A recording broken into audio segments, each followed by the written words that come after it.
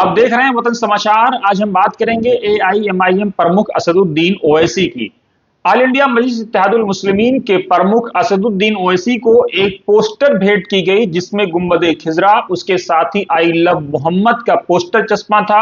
اور جس پر اسدالدین اویسی کی تصویر بھی لگی ہوئی تھی۔ اسدالدین اویسی نے پہلے تو اس کو قبول کر لیا، لیکن جب دیکھا کہ گنبد خضرا کے برابر میں اس کی تصویر لگی ہے تو انہوں نے جو ان کو بھیٹ کر رہے تھے ان کے ساتھ ناراضگی ظاہر کی۔ انہوں نے کہا کہ کہاں گنبد خضرا اور کہاں میں، آپ مجھے کیوں گنہگار بنا رہے ہیں؟ اپنے درشکوں کو بتا دیں کہ گنبد خضرا وہ جگہ ہے جو اسلام دھرم کے انوسار حضرت عائشہ صدیقہ رضی اللہ تعالی عنہا جو پروفٹ کی پتنی تھی، دھرم پتنی، یہ ان کا کمرہ تھا جہاں رسول اکرم صلی اللہ علیہ وسلم کی جو اسلام دھرم کے انوسار آخری پروفٹ ہیں ان کی جو ہے وہاں پر